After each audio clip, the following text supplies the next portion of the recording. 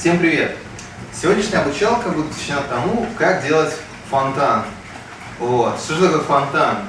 Понятно, что когда вы делаете фонтан с паями, вы просто тупо крутите двухбитку вокруг, и у вас получается фонтан. Но по идее, конечно, вы делаете двухбитку справа, слева, за одним плечом, за другим, и таким образом у вас получается фонтан.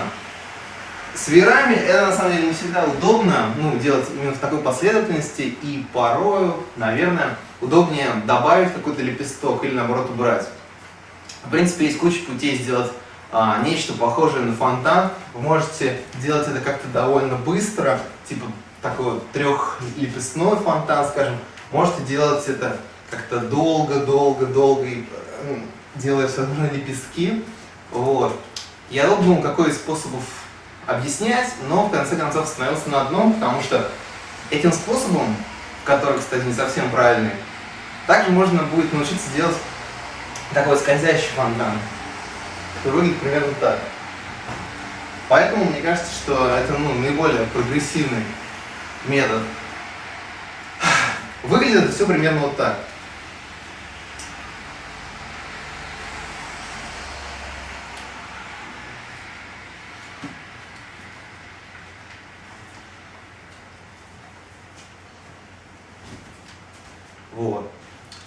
И этим же методом можно научиться делать скользящий фонтан, который выглядит примерно вот так.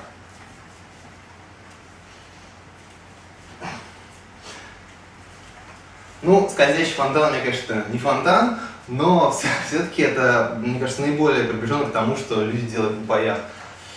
Чтобы понять, как делается весь фонтан, нужно сначала понять, как делается отдельный вот этот хват, который я все время использую здесь. Я не знаю, называют условно ножничный хват или как-то так, но суть его такова, что я постоянно меняю хват с положения на 3 пальцах на положение на указательном пальце. И то есть, если я делаю двухбитку на 3 пальцах, то я могу с легкостью заменить это на обратную двухбитку на указательном пальце. Я его использую, как правило, когда мне нужно сделать довольно большое количество перехватов, в рамках одного элемента, и поэтому это не очень экономично постоянно делать под полный перехват, потом какой-то обратный. Поэтому я часто использую вот такую фишку. Такую фишку я использую в Космо и всех остальных подобных элементах. То есть, еще раз, если я делаю прямую двухбитку, то чтобы перейти на обратный, я просто перекидываю указательный палец и кручу на указательном пальце. Дальше, чтобы перейти через верх, я опять просто всовываю сюда остальные 3 пальца и делаю на них. То есть, я думаю, что это не должно вызвать какие-то затруднения, довольно, в принципе, понятно, что это происходит. Поэтому давайте, вы можете, конечно, спросить, зачем градить весь этот огород с перехватами, если Марьяна меня уже научила делать просто тупо фонтан на больших пальцах.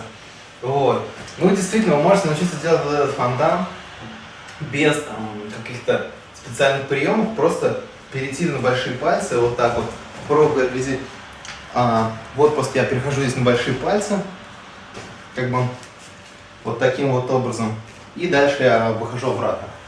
Без каких-либо перехватов, без всего, но мне этот способ не очень нравится, потому что, он не дает никакой свободы. То есть, во-первых, вы приговорены тупо сделать фонтан до конца, потому что из этого хвата вы уже никуда не выйдете, кроме обратно. Во-вторых,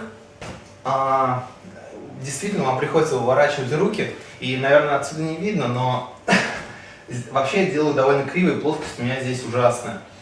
И в-третьих, конечно же, что вам приходится выворачивать руки, и даже самому немного нагибаться вниз, чтобы провести здесь веера, и отгибаться назад, чтобы провести их потом через верх. По-моему, это не очень удобно, не очень красиво, и вообще это не структурировано, потому что моим способом вы можете, по крайней мере, куда-то выйти на какой-то другой элемент, например, уронить веер. А из этого элемента вы ничего не можете сделать. Теперь я попробую все-таки объяснить, как же сделать в конце концов фонтан. Но я сразу скажу, что это почти нереально нормально объяснить, потому что здесь каждая рука в каждое время делает что-то уникальное. Но тем не менее, я заметил здесь 2 наблюдения. Можно выделить 2 таких правила, что каждая рука, правая или левая, делает перехват на указательный палец с обратной, с другой стороны. То есть, например, если я кручу левой рукой слева на 3 пальцах, то справа она переходит у меня на указательный. Вот так вот. Не знаю, видно там или нет. Ну, как бы потом и через верх я опять меняю хват на такой, который должен быть. Вот. И, соответственно, правая рука, если она делает здесь просто на 3 пальцах, то когда она доходит до левой стороны чужды, как бы, она переходит на указательный палец. Но мы это еще рассмотрим. И второе наблюдение в том, что каждая рука стремится сделать 2 оборота с противоположной стороны. Один над рукой и под рукой. То есть со своей стороны каждая рука делает там нечто, но потом она в любом случае старается делать 2 оборота за плечом и за спиной. И вторая рука то же самое, на самом деле. Она делает одной рукой один оборот так и так. Вот. Давайте теперь рассмотрим, как же делать это полностью. Я пытаюсь объяснить это сразу, без воспоминания каждой руки по отдельности, потому что, мне кажется, так проще в этом элементе. Начинаем с обычной прямой двухбитки, где левая рука сверху. И левая рука делает перехват на указательный палец, переходя на правую сторону. Вот таким вот образом. Нет, не таким. Еще раз. Вот таким. То есть вот сейчас я делаю левой рукой просто обратную двухбитку, держа ее на указательном пальце. А правой рукой делаю вот такую вот уродскую обратную двухбитку с таким вот выворотом, как бы. Я думаю, что многие вы знаете это движение по каким-то другим элементам. Вот. Отсюда я перехожу в такое движение, где левая рука у меня тупо крутит вот так вот, а правая рука крутит перед собой. То есть, грубо говоря, делаю просто вот такое движение, но немножко стоя вот так. Отсюда правая рука, вот эта, идет за левое плечо, вот так. И здесь я делаю 2 восьмерки, где правая за плечом. Восьмерка правой руки, в смысле, за плечом. И, наконец, и здесь я уже перехватываю правый веер на указательный палец. То есть, вот так вот. И как бы здесь я делаю такое движение на указательном пальце. То есть, просто кручу вот так вот.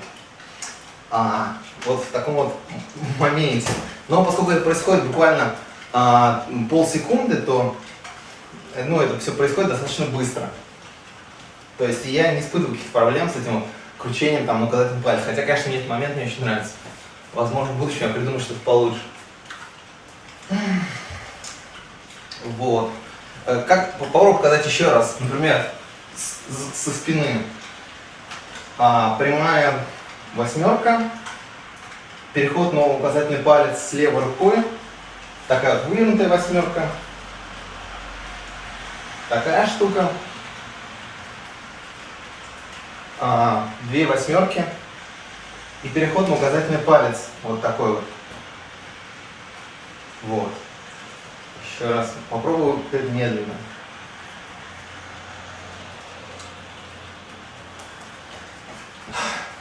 Я не знаю, насколько это понятно, потому что лично мне было бы нифига не понятно, потому что, по-моему, это не объяснение, какой-то бред. Вот. Но, в принципе, попытавшись как-то скопировать мое движение, возможно, у вас получится сделать эту восьмерку. В любом случае, мораль этого урока такова, что нужно учиться делать быстрые перехваты, используя вот такой вот ножничный хват. То есть вы, в принципе, не должны думать о том, куда какая рука идет, а вы должны выработать до автоматизма вот эти перехватики. И тогда у вас руки будут сами перехватывать в нужный момент, когда они будут чувствовать, что,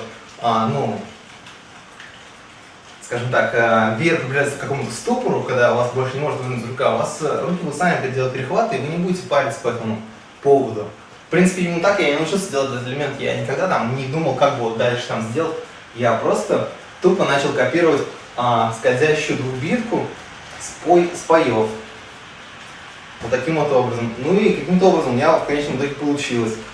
Вот. В принципе, в контексте скользящего фонтана, это, мне кажется, довольно легче понять.